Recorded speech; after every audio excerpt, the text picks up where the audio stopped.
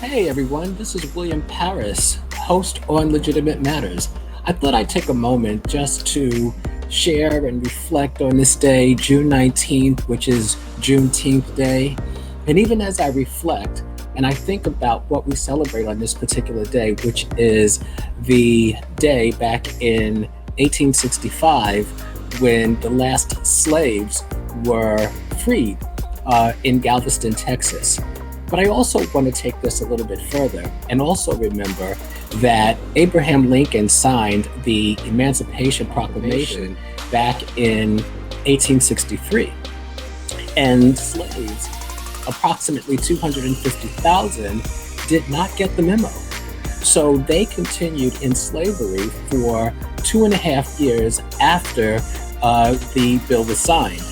But when they did get the information and tried to exercise their freedom, they were chased, they were tortured, they were lynched. So let's fast forward to 1964, when the Civil Rights Bill was passed.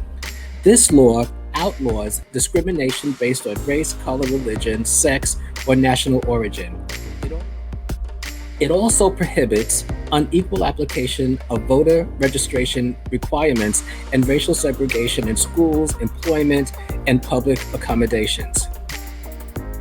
So, how have things changed when you consider just recently the travesty in Georgia, where people stood on lines in the rain, in the heat, waiting to vote?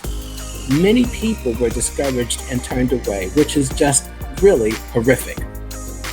Predominantly Black areas experienced some of the worst problems. So what's my point? Even as we celebrate Juneteenth, I think it's important to also put it in perspective. Let's consider that even when the slaves were freed in 1865, it was still a travesty because they had been freed since 1863. Even as we fast forward, we're talking about voter rights suppression, and we're talking about that still happening today. Look at Atlanta as an example. And even as we march and protest George Floyd's heinous murder, we also have to remember that we can't stop. We have to continue to march. We have to march our way all the way to November and show up at the polls. Because if we think that things are spinning out of control now in this country, I can tell you we have seen nothing yet. Talk about a bull in the china shop.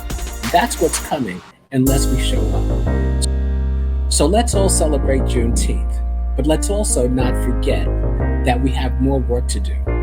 I say show up at those polls in November. Don't stop. And if you want to march, I say march, because if you're silent and do nothing, then you side with the oppressor. Happy Juneteenth.